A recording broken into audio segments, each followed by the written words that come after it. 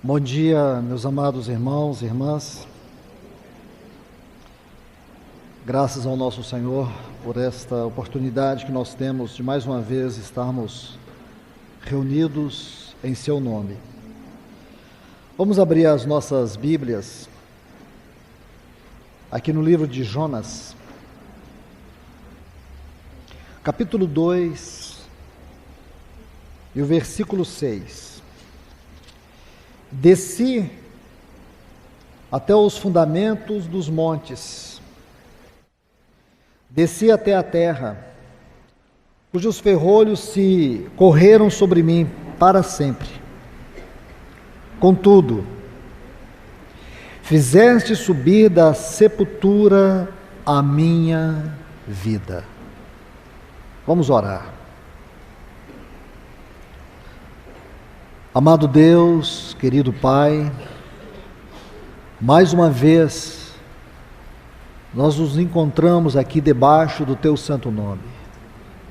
Mais uma vez nós estamos aqui reunidos com o propósito de Te glorificar, de Te exaltar, de Te ofertar esta canção em nossa própria vida como adoração a Ti. Porque só Tu és digno de toda honra, de toda glória e de todo louvor. E aqui, Senhor, colocamos este tempo da Tua palavra diante do Senhor, para que Tu possas encontrar, tanto naquele que ministra como naqueles que ouvem, um caminho para a liberação da Tua palavra. Nós Te pedimos em nome de Jesus, encarecidamente, ajuda-nos, Senhor, a receber a Tua palavra. Aquieta o nosso coração na Tua presença. Que Tu venha, Senhor, falar de maneira tão clara a nós, tocando aquelas áreas onde nós carecemos de restauração, de cura, de libertação. Aquelas áreas onde nós necessitamos de um toque especial, para que o nosso caráter seja transformado, para que a nossa vida venha verdadeiramente se conformar à Tua vida. Nos ajuda nesta manhã, Te pedimos, no nome do Teu Filho. Amém. Graças ao Senhor, nós chegamos aqui neste último encargo, no que concerne a responsabilidade daquilo que me foi confiado. E nós vamos meditar sobre a vida de Jonas. Já tivemos estudando sobre a vida de Paulo, o poder que se aperfeiçoa na fraqueza, a graça sobre a fraqueza. Também vimos a vida de Sansão, a consagração como a fonte do poder espiritual para prevalecer sobre a carnalidade, o mundanismo. E aqui na experiência de Jonas, nós vamos estudar sobre o poder da vida em ressurreição. Em contrapartida, nós vamos encontrar um homem com profundas debilidades, fraquezas. A história de Jonas é uma história muito especial.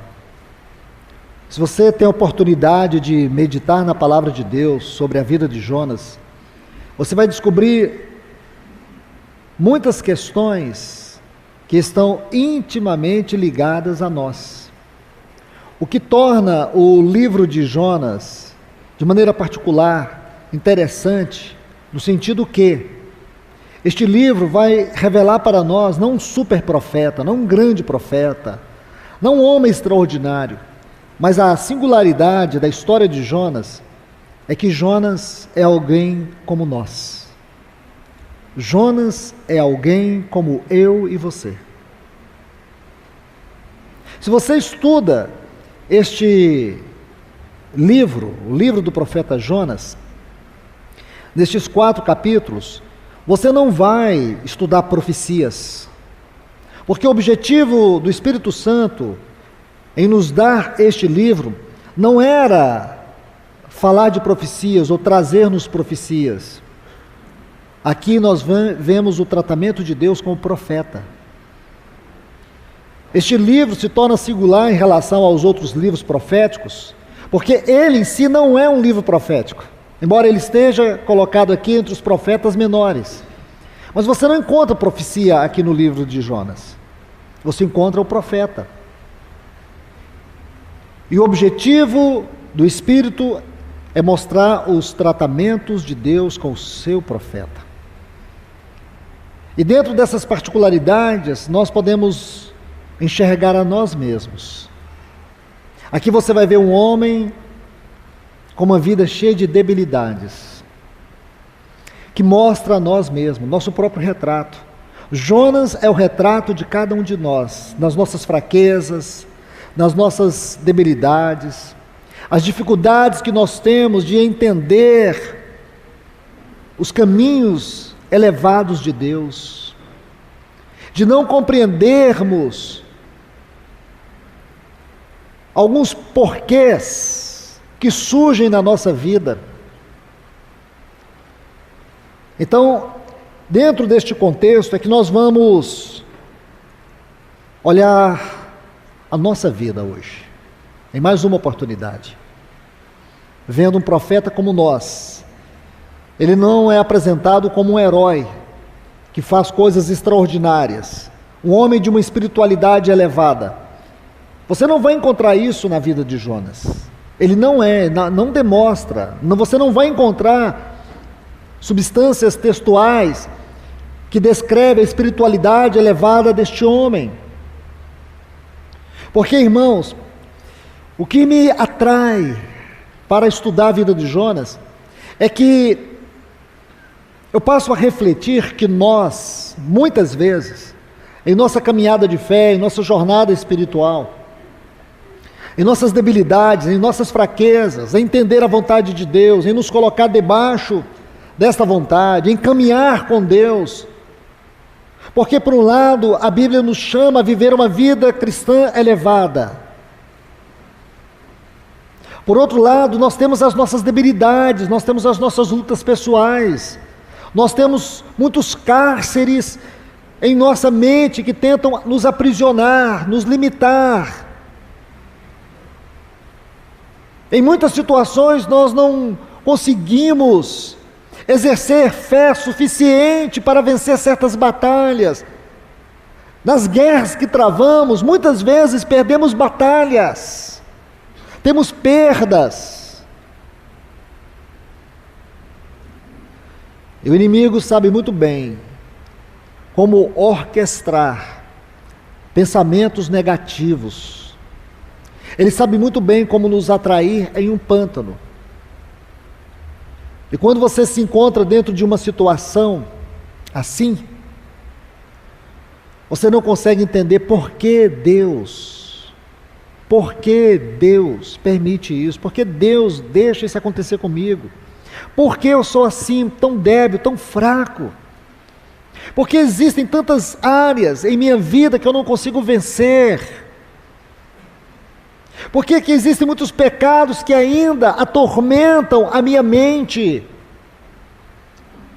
Como é possível que pensamentos destrutivos ainda venham governar meus sentimentos, minhas emoções?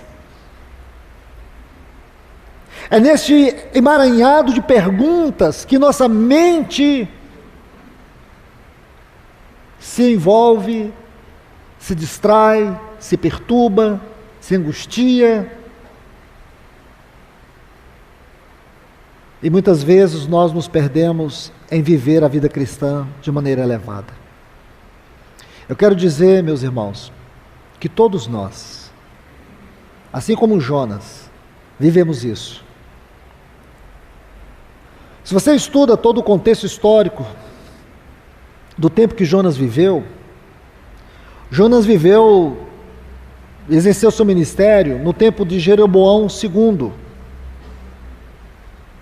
Se você estudar 1 Reis, capítulo 13 e 14, desculpe-me, vem aqui comigo, deixe-me mostrar algo para vocês.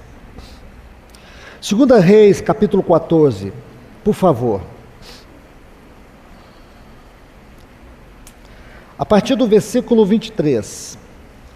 No 15º ano de Amazias, filho de Joás, rei de Judá, começou a reinar Jeroboão, filho de Jeoás, sobre Israel em Samaria, e reinou por 40 anos.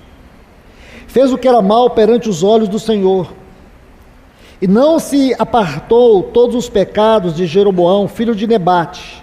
Este foi o primeiro rei de Israel, depois daquela divisão do reino do norte e do reino do sul. Aquele que fizera pecar Israel. Ele restaurou os limites de Israel, desde a entrada de Ramate até o mar de Arabe, conforme a palavra do Senhor Deus de Israel, que ele falara por seu servo Jonas, filho de Amitai, o profeta, que era de Gat-Hefer. Versículo 26 ainda. Porque o Senhor viu a aflição muito amarga de Israel, que não havia servo nem livre, nem quem ajudasse Israel, e o Senhor não havia determinado varrer o nome de Israel de sobre o céu. Portanto, o salvou pela mão de Jeroboão, filho de Jeoás. Os demais feitos de Jeroboão e tudo que fez, e sua valentia e todas as guerras que fez, como restituiu Damasco e Emate ao domínio de Israel, que pertencia a Judá, estão todos escritos no livro de crônicas do rei de Israel. Então aqui está um pequeno resumo da vida de Jonas. Ele viveu nesse tempo. Ele foi um profeta, assim como Elias e Eliseu, do reino do norte. Eu creio que você sabe muito bem que Israel se dividiu em 2 reinos, norte e sul. Norte ficaram 10 tribos, e o sul 2 tribos, Judá e Benjamim. Então é importante você ter essa concepção para compreender o contexto do ministério de Jonas. Mesmo que nós vemos aqui uma aparente vitória, você tem que entender que a Assíria, ela veio no ano 722 e varreu Israel do mapa. Israel foi levado para o cativeiro da Assíria no ano 722. E você vai estudar e vai perceber que Jonas, ele foi um dos últimos profetas que Deus usou para falar à nação de Israel. Nós não temos escritos proféticos sobre Jonas, ou o que ele profetizou, mas nós temos aqui seus feitos. Quando você estuda sobre Jonas, você vai ver que na sua vida, no seu ministério, ele experimentou 3 grandes avivamentos. Este aqui foi um deles. Mas antes de falar disso, deixa eu construir na mente de vocês uma ideia sobre Nínive, a cidade para a qual o Senhor lhe havia enviado, lhe havia ordenado que ele fosse até ela. Nínive era uma grande cidade, uma grande metrópole para aquele tempo. As descrições históricas sobre a cidade de Nínive mostram que ela era uma das cidades mais fortificadas que havia naquele tempo. Era uma cidade regida pela imoralidade, pela promiscuidade. Como capital do império da Síria, foi justamente este império que varreu Israel. Agora, aqui você precisa entender um ponto, que com absoluta certeza deveria estar na cabeça do Jonas. Como é possível Deus amar o inimigo do seu povo? Como é possível Deus enviar Jonas para proclamar a misericórdia de Deus para uma nação que era inimiga de Israel? Essa foi a grande dificuldade de Jonas, de entender o mistério da vontade de Deus, de entender os caminhos elevados de Deus, de entender as dimensões do amor e da misericórdia de Deus. Quando você vai observando esses detalhes, você tira os olhos de Jonas e começa a colocar em si mesmo.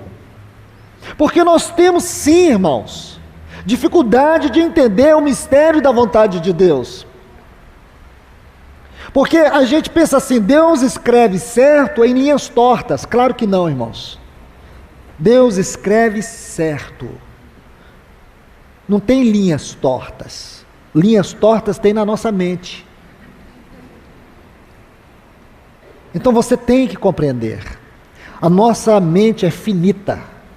E nós vivemos dentro de um tempo limitado. E precisamos caminhar, experimentar, desfrutar, contemplar um Deus infinito, que vive na eternidade. Seus pensamentos são infinitamente maiores, mais altos, mais profundos e elevados do que o nosso.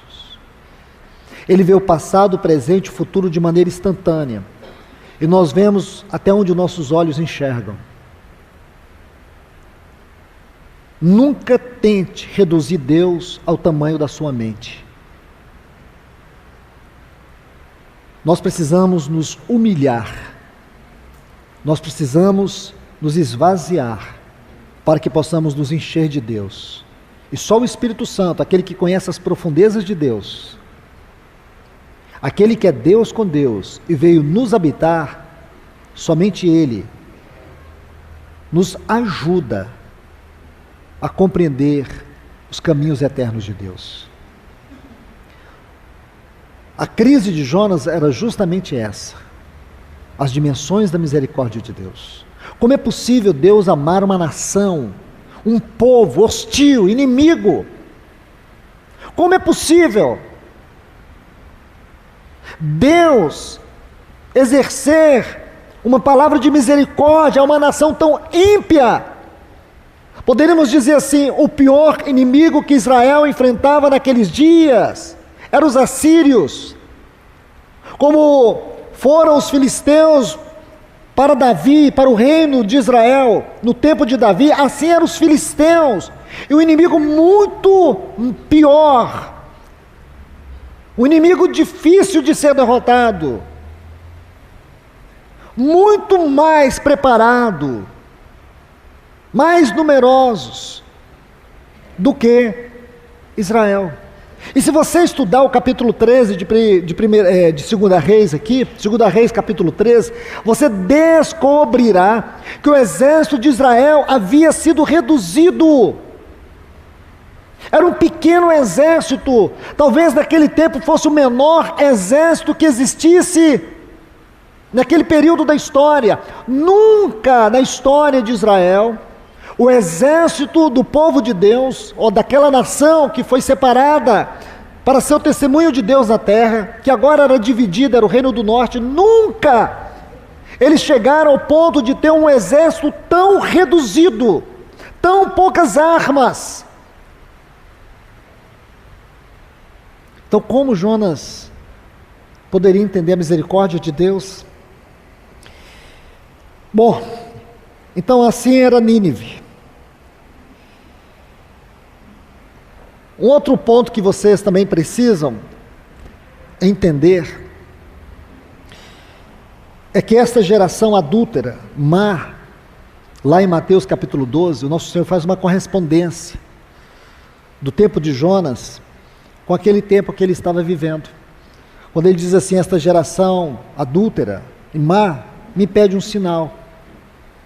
Nenhum sinal será dado a não ser o sinal do profeta Jonas. E aqui nós vemos o nosso Senhor dar testemunho do ministério de Jonas. E como nós sabemos que as verdades mais profundas da Bíblia consistem naquilo que o nosso Senhor Jesus falou, ensinou e viveu, nós temos que nos debruçar sobre esse episódio do capítulo 12 de Mateus e saber que não são simples palavras, mas aqui nós podemos perceber que a geração de Jonas era uma geração apostata. Israel estava vivendo uma realidade sombria, uma apostasia sem precedentes na história. Eles estavam caminhando para a destruição final. Deus ainda não havia varrido o nome de Israel da face da terra. É importante você saber que isso está registrado exatamente porque havia em Israel um profeta chamado Jonas. Ele era uma luz naquelas trevas. Ainda havia luz em Israel. E essa luz era aquela pequena pomba, porque este é o significado do nome Jonas. Estava ali. A pomba tipifica simplicidade. Mas, vamos ver um pouco sobre os avivamentos no ministério de Jonas. O primeiro é este que eu citei aqui em 2 Reis, capítulo 14. No reinado de Jeroboão II, que reinou Israel por 40 anos, foi um tempo de trevas espirituais. Os textos aí, para vocês anotarem, eu não vou ler, são os versículos 25 e 26, quando diz que Deus restabeleceu os limites de Israel, porque esses limites haviam sido tomados. Mas o texto que eu quero mostrar para vocês está aqui no capítulo 13, o versículo 7. Este sim, eu preciso citar, porque Israel estava extremamente debilitado. Aí em 2 Reis, capítulo 13, versículo 7, diz assim: aqui é o tempo de Jeoacás, porque não restou do povo Jeoacás, senão 50 cavaleiros, 10 carros e 10.000 homens a pé, pois o rei da Síria destruiu e os pôs como pó para pisar. Esse texto é significativo e eu estou aqui evitando aprofundar no contexto, na história, mas o que eu quero te dizer que possivelmente Jonas tenha nascido aqui, nesse período, no tempo de Jeoacás. Talvez ele tenha crescido aqui. Mas escute o que eu quero te dizer. Meus amados irmãos e irmãs, esse aqui é o exército de Israel. Porque a Síria havia pisado, havia assolado. Sobrou apenas isso, 10.000 homens a pé. Está vendo aqui? 50 cavaleiros e 10 carros. Este era o exército de Israel. Sabe o que esse exército representava em termos de segurança? Nada. A Síria havia reduzido ao pó o exército de Israel. Então Jonas, ele está crescendo aqui. Ele cresce nesse opróbrio. No tempo de Jeroboão, ele se torna um profeta. Agora, o que é lindo, e eu quero que você observe isto. Versículo 25, diz que quando Deus estabeleceu os limites de Israel, diz que ele fez isso segundo a palavra do Senhor Deus de Israel, o qual ele falara por intermédio do seu servo Jonas. Irmãos, nesse tempo Deus usou Jonas.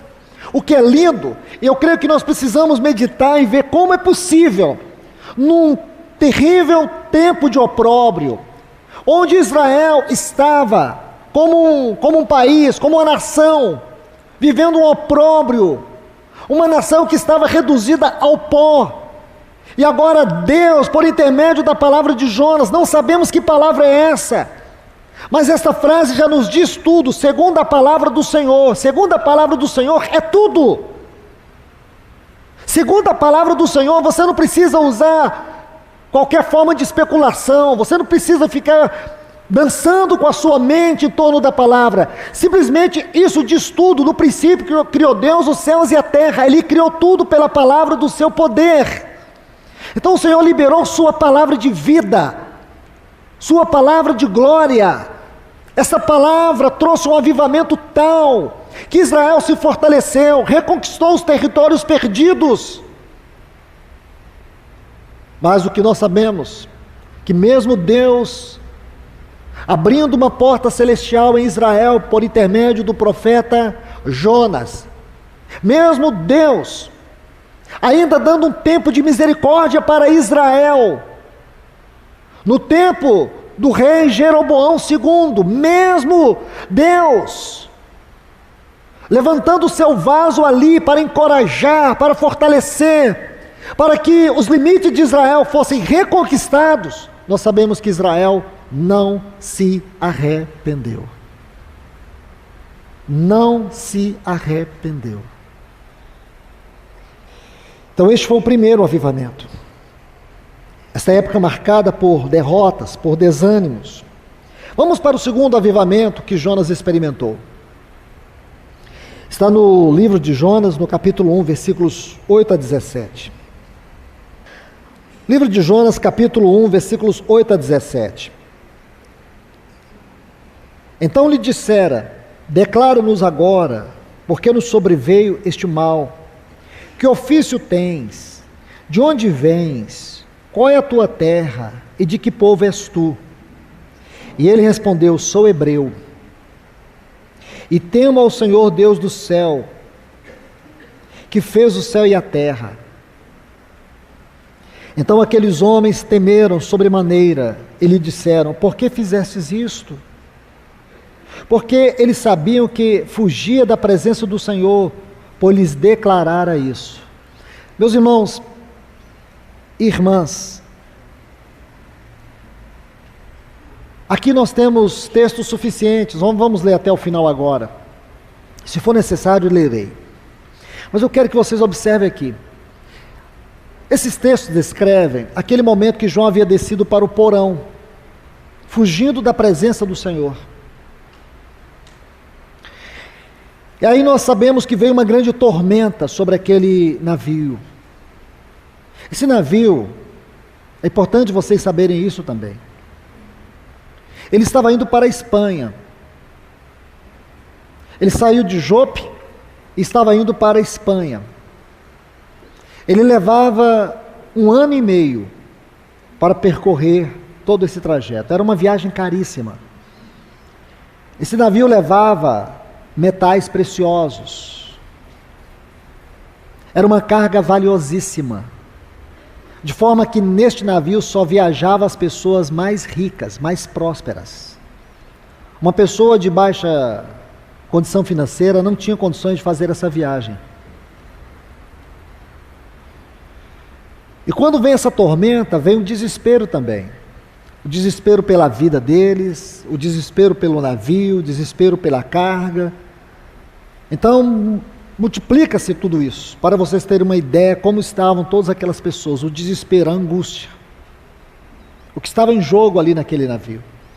Então, enquanto todos estavam profundamente angustiados, perturbados, atormentados, desesperados, tinha um único cidadão dormindo. E quando eles encontram Jonas, eles ficam espantados, porque diante deles, ele era o único que estava em plena e sã consciência. Ele não estava desesperado. Aí vem uma palavrinha que ela precisa ser examinada. Versículo 8 está assim: então lhes disseram: declara-nos. Essa expressão aqui, irmãos, é muito importante. Observe, declara. Se você examinar esta palavra, ela é muito importante. Primeiro, é claro que você vai perceber que é um termo genérico em todo o Velho Testamento. Mas se você estudar a raiz dessa palavra, ela tem um sentido no contexto espiritual, onde ela ocorre. E eu quero aqui tomar 2 textos que vão abrilhantar, lançar luz sobre ela para nos mostrar o peso que ela tem dentro desse contexto.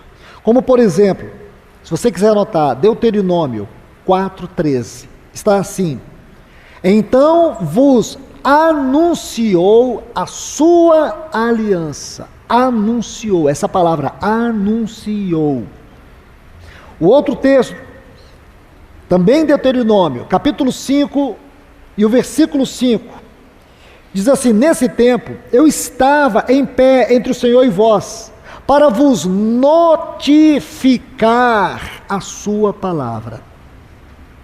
Você vai perceber que em contextos onde ela tem uma aplicação espiritual, sobre fatos espirituais, sobre acontecimentos espirituais, ela tem uma tônica muito forte. E é justamente aqui, sabe o que esses marinheiros estão dizendo? Vem, anuncia para nós. Quem é você? Quem é você? Eles ficaram espantados. Como poderia, diante daquela grande tormenta, de um ambiente de terrível desespero, ter um homem que estava ali em plena consciência? Ele não estava desesperado, ele tinha como que controle da situação emocional. Eles ficaram espantados. Aí eles fizeram essas perguntas, porque eles ficaram impressionados. Qual é o teu ofício? De onde vens? Qual é a tua terra? E de que povo és tu?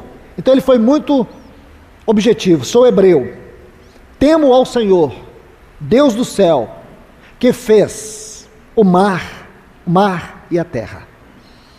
Essa foi a mensagem de Jonas. E aí, outro ponto que eu quero que vocês observem, diz que aqueles homens temeram, vê se você consegue perceber a mudança de estado emocional. Eles estavam em desespero por conta daquela tormenta que estava a ponto de destruir aquele navio. Encontra um homem que está no equilíbrio das suas emoções, consciente de tudo, que não está em desespero. Ele diz: eu sou hebreu, eu temo a Deus, o Deus que fez o céu, o mar e a terra. Quando eles ouviram o testemunho de Jonas, diz que eles ficaram sobremaneira tomados de temor. Aí, observe, eles disseram: por que você fez isso? Sabe o que quer dizer essa frase? Que eles imediatamente foram perfurados por aquela palavra. Irmãos, tente visualizar esse cenário. É momento de desespero, não é momento de ficar fazendo pergunta. Porém, irmãos, a palavra de Deus na boca de Jonas foi algo tão perfurante que aqueles homens ficaram paralisados. Eles não tinham outra saída, tinha aquele homem. E aí diz o seguinte: por que fizeste isto? Porque sabiam eles que fugiam da presença de Deus. Irmãos, deixa eu colocar uma nota aqui muito importante para todos nós. Observe isso. Todas as vezes que nós fugimos da presença de Deus, nós somos uma maldição para as pessoas. Todas as vezes que você foge da vontade de Deus, da presença de Deus, você não se torna uma bênção, e sim uma maldição. As pessoas ao seu lado começam a sofrer. As coisas vão perdendo o controle. É importante você se arrepender. É importante você se arrepender. Porque nós não temos o direito de fugir da presença de Deus. Jonas estava fugindo da presença de Deus. Como pode aquele profeta que Deus usou tão poderosamente? Por causa dele, Deus não varreu Israel, ainda não havia varrido Israel da história. Aquele homem que encorajou aquele exército fracassado. Como pode, irmãos, fugir da presença de Deus? É claro, irmãos, que nós podemos permear a superfície, apenas isto, da crise emocional e espiritual de Jonas. Porque nós também temos as nossas. Quantas vezes fugimos da presença do Senhor? Quantas vezes não temos coragem de dizer não, mas a nossa atitude é um grande não diante de Deus? Preferimos satisfazer a nossa carne, preferimos satisfazer os nossos deleites. Eu te falo, você nunca será um homem plenamente realizado em sua vida espiritual se continuar fugindo da presença de Deus. E aí você vai ver o que acontece nesse navio. Esses homens, eles ouvem Jonas dizer assim: eu sei que tudo isso que está acontecendo é por minha causa. É por minha causa. Tudo que está acontecendo aqui, eu sou o culpado. Aí, se você segue lendo a partir do versículo 13 até o versículo 16, você vai ver que esses homens clamaram ao Senhor. Eles fazem uma oração linda, uma oração de pessoas que verdadeiramente estão rendidas. Você sabe o que aconteceu, irmãos? Quando Jonas é lançado ao mar, ele deixou aquele navio inteiro clamando ao Senhor. Consegue entender isso, irmãos? Na fraqueza dele, no reconhecimento da sua indignidade, que a única coisa que ele merecia era morrer, ele deixou aquele navio clamando ao Senhor. Veja o versículo 14. Então clamaram ao Senhor e disseram: rogamos-te agora. Essa frase no hebraico, ela tem uma conotação forte, é de um clamor profundo, é de gritos. Rogamos-te ao Senhor e disseram: rogamos-te agora, que não pereçamos nós por causa da vida deste homem, nem ponha sobre nós o sangue inocente, porque tu, Senhor, tem feito conforme o teu beneplácito. Sabe o que eles querem dizer aqui, irmãos? A tradução dessa palavra beneplácito, o prazer que tem em ti mesmo. Irmãos, como esses pecadores aqui, de repente passaram a ter uma grande revelação de Deus. Eu creio que tudo isso nos permite ver que Jonas teve algum tempo sim ali, ministrando a eles, como se fosse a sua última palavra, porque ele sabia que depois ele teria que ser jogado ao mar. Então, já que vou morrer mesmo, vocês vão ter que me escutar.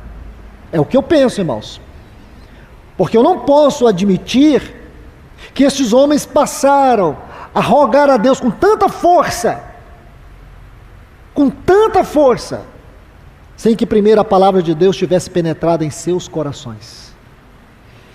Bom, aí o versículo 17 diz assim: mas o Senhor preparara. Me perdoe. Versículo 16 é importante.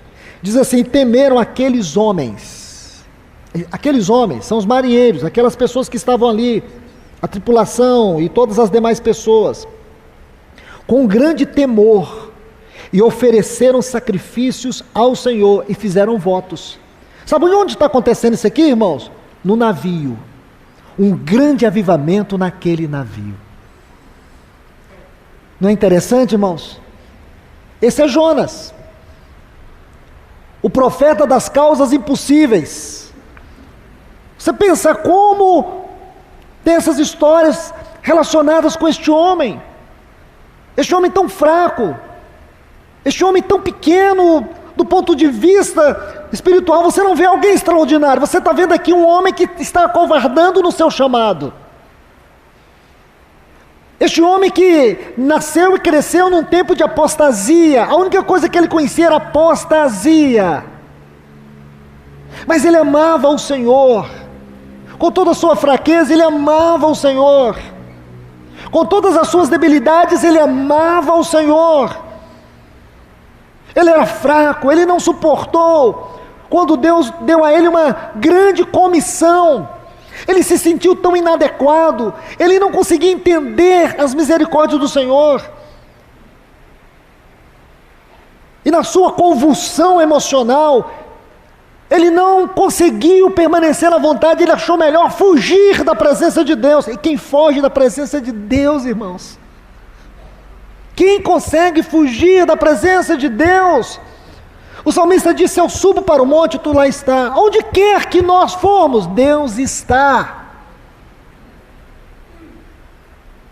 E aqui Deus visitou Jonas de maneira tão especial. Então, já que ele ia morrer, a única coisa que ele fez foi levar aquele navio ao arrependimento. E meus irmãos e irmãs, imagine, esse navio chegou na Espanha com os primeiros missionários da Europa.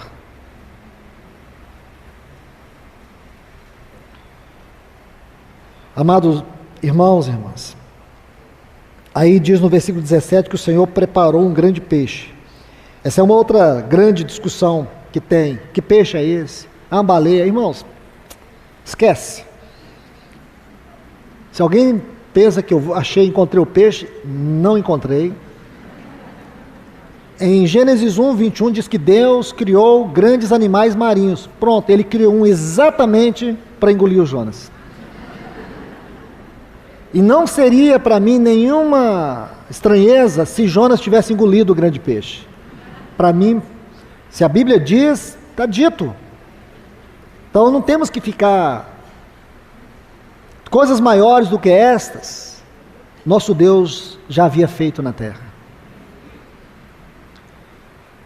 Isso aqui é um milagre muito pequeno. Para Deus, muito pequeno. Então a gente tende a perverter ou desacreditar na inspiração deste livro, que realmente isso aconteceu. Nosso Senhor dá testemunho disso. Jonas passou 3 dias e 3 noites no ventre de um grande peixe. Se o nosso Senhor disse, irmãos, se essa história está aqui, não interessa. Você pode questionar o que você quiser, porque tudo que nós falarmos contra isso não é nada. Imagina a Bíblia falar dos milagres de Deus, cada um mais extraordinário do que o outro, seu dedo, seu poder, governando, controlando. Ele criou todas as coisas e mantém todas as coisas sustentadas pela palavra do seu poder. Ele mantém esse universo com a medida dos gases, cada um tem a sua porcentagem simétrica. Nenhum dos gases que compõem o universo ou a vida na Terra pode ultrapassar em termos de porcentagem ou aumentar. Não, Deus colocou a medida exata dos gases que nós respiramos. Você sabe por quê, irmãos? Porque Ele é Deus, Ele faz coisas, Ele faz um milagre todo dia, a todo tempo e a toda hora. Cada momento que você respirar, você pode ter certeza, você está respirando, um milagre está acontecendo na sua vida agora. Se você pisca aí, o seu coração, já imaginou quantas vezes que ele vai bombeando sangue? Nós somos um milagre. Se você olhar para a vida, é um milagre. Quem fez esse milagre? Há uma ameba que foi evoluindo. Irmãos, para crer nisso, você tem que ter uma fé muito maior do que crer em Deus. Então não fique perturbado com esse grande peixe aqui, não. Ele engoliu Jonas. Foi Deus que mandou ele. Deus ordenou ele.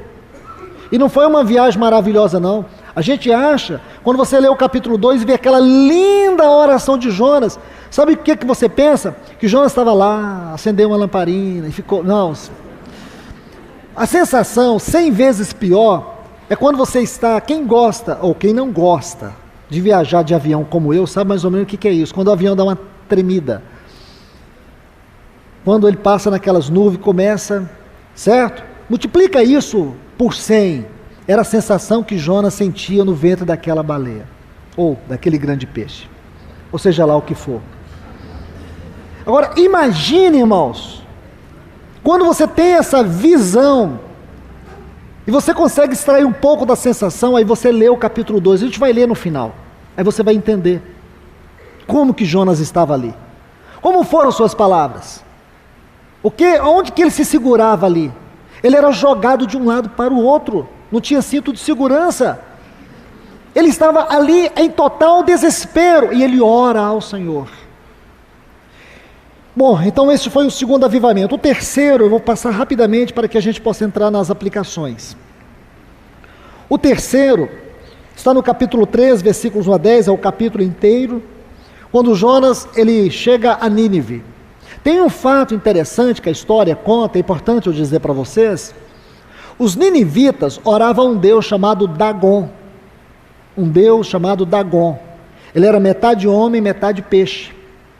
E os ninivitas acreditavam que fora Dagon que enviava de vez em quando mensagens para eles do mar. Então eles iam para a beira do mar para cultuar Dagon, que era o deus que eles criam. Então eles acreditavam que de tempo em tempo Dagon mandava uma mensagem para eles. Agora você consegue entender o que foi que Deus fez? Agora eles veem um profeta que saiu da água, a cidade, aí você começa a entender por que Jonas, ele vai pregar. Olha o tamanho da mensagem dele, olha a mensagem dele aqui, a mensagem que produziu um grande avivamento nessa cidade.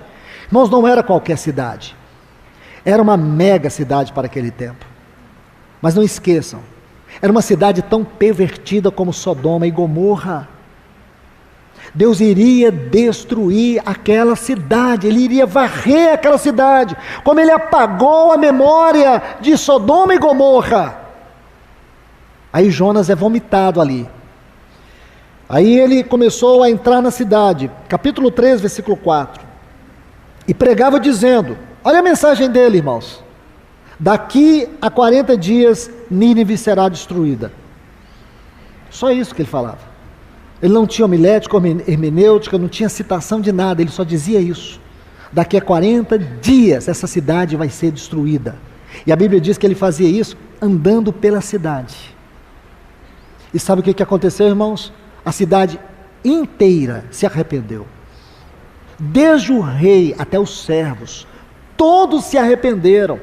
Eles promoveram um grande jejum que até os animais tiveram que jejuar. Tamanho foi o temor que eles tiveram de Deus.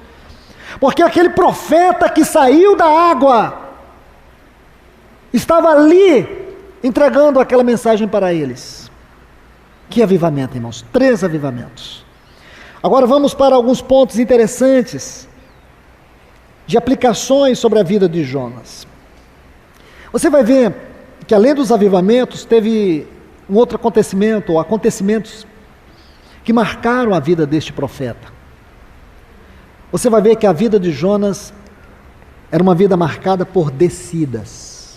Ele sempre está descendo. Se você olhar a vida do Jonas, ele sempre está descendo. Vamos ver os textos. A palavra descida que nós vamos encontrar aqui nos textos que leremos, significa marchar para baixo, afundar, ser derrubado. Irmãos e irmãs, por isso nós meditarmos na profundidade dessas palavras, são tão significativos para nós, são pontos significativos para nós. São como que experiências que nós ganhamos na leitura da palavra de Deus, experiências marcantes. Aqui no capítulo 1, versículo 3, diz assim: Jonas se dispôs para fugir da presença do Senhor, para Tarsis, que era uma cidade na Espanha, e tendo descido a Jope, achou um navio que ele ia para Tarsis, pagou, pois a sua passagem, e embarcou. Essa palavra embarcou, no texto original, é a mesma palavra que é usada aqui, tendo descido a Jope, tendo descido, então ele desceu, significa que quando ele entrou no navio, ele desceu lá para o porão, então ele vai descendo. Vamos ler mais, versículo 5. Então os marinheiros, cheios de medo, clamavam cada um ao seu Deus, e lançavam ao mar a carga que estava no navio, para o aliviarem do peso dela. Jonas, porém, havia descido ao porão, e se deitado, e dormia profundamente. Veja, irmãos, é como se ele dissesse: eu não tenho nada a perder, pois tinha muito a perder. Capítulo 2, versículo 3. Pois me lançastes no profundo do coração dos mares. Aqui é a sua oração. Ainda versículo 6, deste mesmo capítulo 2. Desci até os fundamentos dos montes, desci até a terra, cujos ferrolhos se correram sobre mim para sempre. Está vendo, irmãos? Essas descidas significam que Deus queria levar Jonas ao fim dele mesmo. Deus queria levar Jonas ao fim dele mesmo, porque este é o significado do caminho da cruz, da vida de cruz. Este é um processo, e coloco com muito cuidado, este é um processo de morte, que por causa de Cristo e da vida de Cristo, inevitavelmente nós precisamos experimentar. Nunca nós vamos experimentar a glória da vida de Cristo, o privilégio, a responsabilidade de sermos um vaso de Cristo, se decididamente vivemos segundo os nossos conceitos, ou padrões à parte da palavra de Deus, se anelamos ser o vaso de Deus, se anelamos uma vida de intimidade com Deus, não há outra maneira a não ser permitir que a cruz de Cristo trabalhe na nossa vida. Então Deus, Ele vai nos levando ao fim de nós mesmos. É isso que significa essas descidas. Meus irmãos, há muito de nós, da nossa carne, da nossa força natural, que nós queremos apresentar para Deus. Nós queremos consagrar para Deus a nossa capacidade intelectual. Nós queremos consagrar para Deus aquela posição que nós tínhamos lá no mundo. Você era uma pessoa muito notável no mundo, agora você traz essa pessoa para cá, faz uma maquiagem espiritual e oferece para Deus. Irmãos, Deus não quer nada disso. Lembra quando Deus aparece para Moisés na sarça? Você recorda das primeiras palavras que o Senhor disse para ele? Tire a sandália dos teus pés. Por que Deus falou isso para Moisés? Então volte. Lembre que durante 40 anos ele estudou toda a ciência do Egito. Com qual propósito? Para ser faraó Moisés primeiro. Moisés era um homem sofisticado, irmãos. Ele era um homem muito sofisticado. Assim como Paulo. Agora observe que tem um pequeno detalhe. Tire as sandálias. Por quê?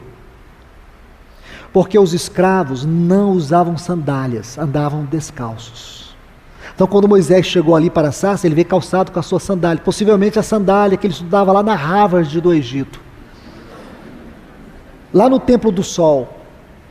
Então ele chegou com a sandália, o Senhor disse, tire as sandálias, chegue na minha presença como um nada, como um escravo, alguém que não tem direito nenhum, você está na minha presença.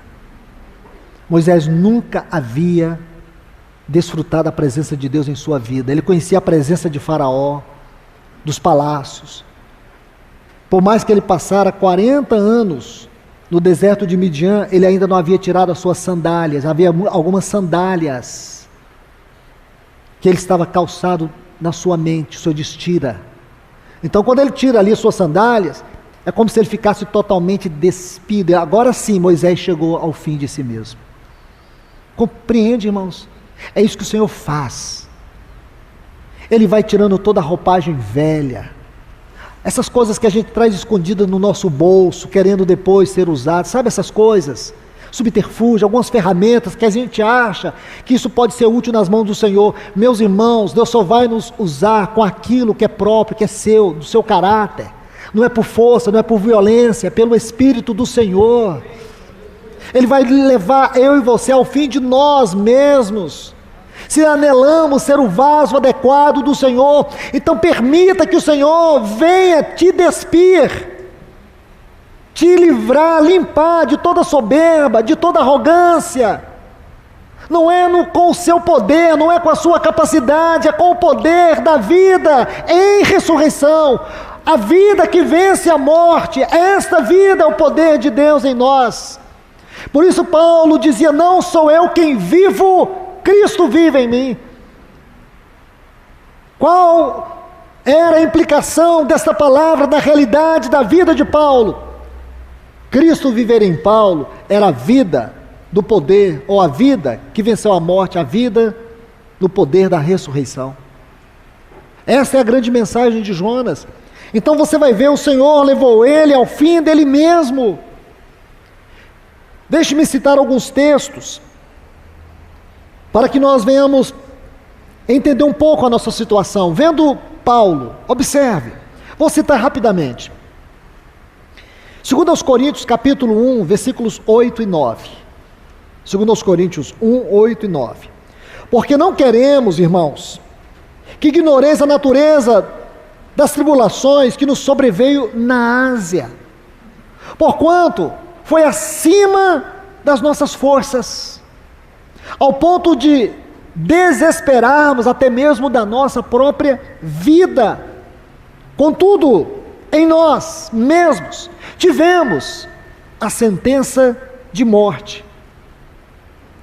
para que não confiemos em nós mesmos. Sabe por que Deus leva você a muitas provas, lutas, tribulações? Lembra de Elias, em 1 Reis capítulo 19, que ele queria morrer. Então quer dizer que existem tribulações que você tem o desejo de morrer. Você sabe por que muitas vezes você quer morrer? É porque você está querendo fugir daquilo que Deus deseja para você. Você acha que a morte vai te aliviar a consciência, vai te aliviar do tormento. Meus irmãos e irmãs, esse é o cúmulo do pináculo da loucura espiritual, se é que eu posso dizer isso. Não adianta fugir. Existem momentos sim, de lutas e tribulações, que o nosso desejo é morte. Mas isso é uma sentença que o Senhor coloca na nossa vida. Sabe para quê? Para nos livrar de perdermos o seu reino, a sua face. Este é um meio de transformação de caráter. Sofrimento é transformação de caráter. Quando nós estamos sofrendo debaixo das mãos de Deus, você pode angustiar, desesperar, mas Ele não está te destruindo. Ele está levando você ao fim de você mesmo, para que você não venha ter confiança própria. É isso que Ele está fazendo. Vamos a um outro texto, 2 Coríntios, capítulo 4, versículo 11. Paulo diz assim: porque nós que vivemos, sempre somos entregues à morte. E que morte é essa aqui, irmãos? Será que é a morte no sentido biológico? Será que é a morte no sentido espiritual? Claro que não. Ele está falando de morte aqui, do trabalho da cruz, de sermos levados ao fim de nós mesmos. Ele diz assim: entregues à morte por causa de Jesus, por causa da vida dele. Você se lembra que eu disse ontem, 3 causas por que sofremos: pecados, arrependimento; ego, quebrantamento; por causa de Jesus, maturidade, crescimento. E é justamente esse ponto que ele está dizendo aqui. Somos entregues à morte por causa de Jesus. Agora, observe a sequência do texto. Para que também a vida de Cristo se manifeste em nossa carne mortal. Como nós podemos entender esse texto? Sabe por que o Senhor te leva a muitos sofrimentos? Sabe por que você experimenta esse trabalho duro, profundo, que te angustia, que te esmaga? Sabe por que você está passando por tudo isso? Se é por causa de Cristo, entenda. Se você, na luz do Senhor, você diz: Senhor, sonda-me, como está no Salmo 139, sonda-me, ó Deus, conhece o meu pensar, meu coração, minhas emoções, minha mente, minha consciência, vê se há dentro de mim caminhos maus, e guia-me pelos teus caminhos, caminhos eternos. Se você, na luz do Senhor, você se coloca diante desta luz, e o Senhor sonda, e você diz: não é uma questão de pecado, não é uma questão de ego, porque nós não andamos às escuras, irmãos. Nenhum cristão que persegue, que ama o Senhor, que persegue a maturidade, ele anda às escuras. Na vida cristã, nós não fomos chamados para andarmos a ermo. Nós temos uma direção, nós temos um farol, nós temos uma luz. A palavra de Deus é luz para nós. Ela é uma luz no nosso caminho. Só está em trevas um cristão apostata. Um cristão apostata, indiferente. Então escute o que eu estou te dizendo: você não está em trevas, você está na luz. Então você saberá sim por que está sofrendo. O Espírito Santo, ele não nos abandona, ele é o nosso advogado, o nosso paracleto, o nosso ajudador, o nosso fortalecedor, o nosso amigo fiel, sustentador, o intercessor. Ele não nos abandona. Então você saberá sim, e você vai ver que sofre por causa de Cristo. Está doendo, você está até em desespero, mas saiba que o choro dura uma noite, mas a alegria vem pela manhã. Em algum momento você verá o quanto que de Cristo foi formado nessa triste, dolorida experiência, essa dolorosa experiência. Você verá o quanto que da vida de Cristo está sendo transmitida, mesmo em meio à dor. Você não se tornará uma pessoa amarga, você se tornará uma pessoa quebrantada. Você não se tornará um murmurador, e sim um adorador. Deixe-me colocar outros textos. Filipenses capítulo 3, versículos 8 a 10. Paulo vai dizer assim: sim, deveras, considero tudo como perda por causa da sublimidade do conhecimento de Cristo Jesus. Ele considerou tudo como perda. Se você olhar o contexto desses textos, você vai ver que ele falava da sua posição como um judeu, como um hebreu, da tribo de Benjamim. Cada um desses pontos que ele vai citando, tem um significado importante, irmãos. Porque ele era da tribo de Benjamim, aquela tribo que não se rebelou com as demais, que permaneceu com a linhagem de Davi. Então para ele era muito importante, porque foi uma tribo preservada. Era uma questão de nobreza do ponto de vista do judaísmo. Cada ponto desse, eu não quero destacar aqui, porém, é importante que você veja que nessas palavras, nessas frases, no contexto, existe uma forma de expressar importância, significado, posição. Ele era um fariseu dos fariseus. Isto é, ele tinha um radicalismo, não apenas na leitura, mas na prática da lei. Tudo que ele havia falado dele anteriormente, ele vai dizer tudo isso. Eu considerei perda, por causa da sublimidade, do conhecimento de Cristo Jesus, meu Senhor, por amor do qual, para conhecer e por amar, conhecer e amar. Isso é tão importante, irmãos, porque o conhecimento nos torna soberbo, porém o amor nos edifica. Paulo, ele perdeu tudo por causa da sublimidade do conhecimento, mas se Paulo ficasse só no conhecimento de Cristo, um dia, mais cedo ou mais tarde, ele se tornaria um soberbo. Mas Paulo não queria apenas conhecer a Cristo, mas também amar a Cristo. E por causa deste amor a Cristo, ele perdeu todas as coisas. Ele não perdeu todas as coisas só para conhecê-lo, ele perdeu todas as coisas por amá-lo. Ele queria conhecer, porém amá-lo. Ele diz assim: por amor do qual perdi todas as coisas e as considero lixo do lixo, refúgio. Aí vem um outro ponto. Se você observar, irmãos, didaticamente, o Espírito Santo aqui, na gloriosa inspiração, ele vai nos dar uma escada ascensional. Conhecer, amar e ganhar a Cristo. Primeiro conhecer, mas você não pode ficar no conhecimento. Você não pode se deleitar no conhecimento. O conhecimento de Cristo tem que te levar a uma experiência com Cristo. E na experiência com Cristo, a característica vai ser o amor a Ele. E quando você experimentar, não é o amor de Cristo por você, mas quando você experimentar o seu amor por Cristo, você vai ter uma característica, uma evidência visível.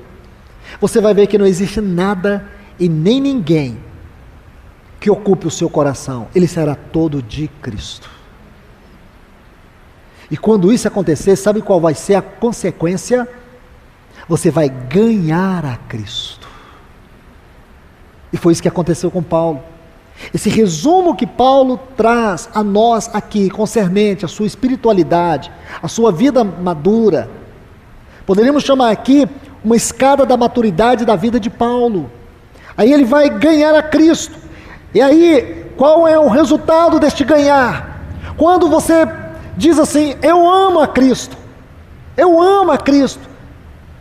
Qual é o sinal visível desse testemunho de alguém que ama Cristo? Alguém que ama Cristo é alguém que colocou tudo de lado, porque Cristo passa a ser não apenas um acessório momentâneo, ele passa a ser o seu tudo, tudo. Ele vai ver Cristo no seu trabalho, ele vai ver Cristo nos seus filhos, na sua família, ele vai ver Cristo nas suas lutas. Aí vai chegar um momento que não importa mais nada, no sentido de lutas, de provações. Isso não vai te jogar para baixo, isso não vai abrir o pântano da depressão, nada vai te puxar para baixo. Não importa se as pessoas digam que você tem ou não tem uma mensagem, que você é ou não é, que você faz ou não faz, você não vai se importar com avaliações, porque a única coisa que você se importa é estar em Cristo e ser achado em Cristo, ganhar a Cristo. Agora, irmãos, observe, ser achado nele, não tendo justiça própria que procede da lei, senão a que é mediante a fé em Cristo. A justiça que procede de Deus, baseada na fé. Pequeno parênteses que ele faz aqui, aí ele prossegue. Para o conhecer, e o que mais? O poder da sua ressurreição. Irmãos, este é o sinal de Jonas, o poder da ressurreição da vida de Cristo. Você imagina que lá atrás, neste pequeno livro, nessa experiência de um homem, que Deus o levou ao fim dele mesmo. Você pode imaginar esse homem que experimentou 3 avivamentos no seu ministério. Mas existe um sinal, e é esse ponto que Jesus está tocando. Nosso Senhor não está dando ênfase nos avivamentos que Jonas experimentou. Porém que naquela triste, angustiante, terrível experiência que ele teve no ventre daquele grande peixe, aquela experiência comunicava o maior acontecimento da história da humanidade. E qual foi este maior acontecimento?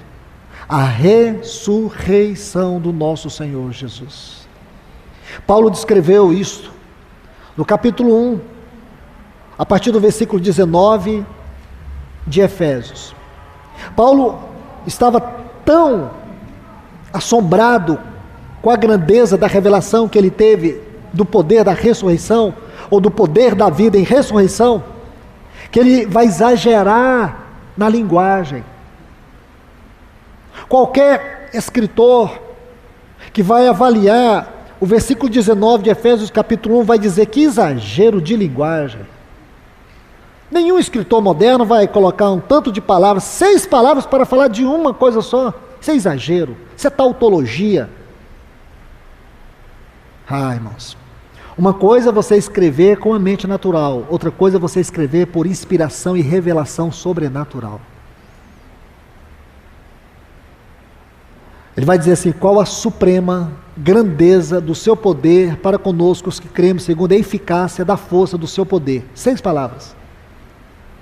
O qual exerceu em Cristo, ressuscitando dentre os mortos, fazendo assentar acima de todos os céus, de todo principado, potestade, e de todo nome que se possa referir, não só neste século, mas também no vindouro. E para ser o cabeça sobre todas as coisas, olha que tal poder, ele diz: o deu à igreja, a qual é o seu corpo, a plenitude daquele que enche todas as coisas. Nos falta tempo para meditar sobre esses textos, irmãos. Este é o poder. Quando o nosso Senhor Jesus menciona Jonas, e quando você vê este acontecimento de Jonas, você saberá exatamente o que o nosso Senhor estava dizendo. Quando você faz a construção doutrinária deste quadro, deste acontecimento, é lindo demais, irmãos, porque este é um ponto significativo para a nossa vida, irmãos. Experimentar esse poder, quando Paulo diz assim: Cristo é minha vida, não sou eu quem vivo, Cristo vive em mim. Para mim, se eu morrer, tudo bem, mas se eu viver, tudo bem, porque o viver para mim é Cristo. O que é isso, irmãos? É o que você lê neste texto, ou nesses textos de Filipenses. É experimentar o poder da ressurreição de Cristo na nossa vida. Experimentar o poder da ressurreição de Cristo na nossa vida é experimentar a realidade do Cristo exaltado dentro de nós. É isso que o Espírito Santo comunica. O Espírito Santo foi derramado, irmãos, para comunicar toda a realidade da vida, daquilo que Cristo é. Este é o poder da vida em ressurreição. É este poder que nós precisamos experimentar. E como podemos experimentar esse poder? Se nós permitirmos Deus nos levar para baixo. Descer, descer, descer, descer, descer. Quando você chegar ao fim de você mesmo, aí vai vir o poder, aquele poder que venceu, que desceu às profundezas do abismo e venceu a morte, venceu Satanás, venceu todos os principados e potestades. Este poder da vida em ressurreição, este poder, ele foi dado a nós, a igreja, a qual é o seu corpo. É isso que eu e você temos que saber, irmãos. Isto é maturidade, isto é crescimento espiritual, este é o caminho, este é o progresso da nossa vida cristã. Não devemos ter uma outra obsessão que não seja esta. Isto é nosso, irmãos. Isso é meu, isso é teu. E nós temos o direito de desfrutar. Porque é muito lindo você olhar para a palavra e ver as declarações de Paulo. Para mim o viver é Cristo. Não sou eu quem vive, Cristo vive em mim. Nós ficamos citando Paulo, mas nós não aplicamos isso à nossa vida. Como se na experiência de Paulo e na nossa experiência fossem duas realidades espirituais diferentes. Sim, em certo sentido sim, ele viveu essa realidade. Só que isso não foi, essas verdades não foram escritas para que nós apenas ficássemos contemplando. Essas verdades foram escritas porque Deus está comunicando que esta é também a sua verdade para conosco.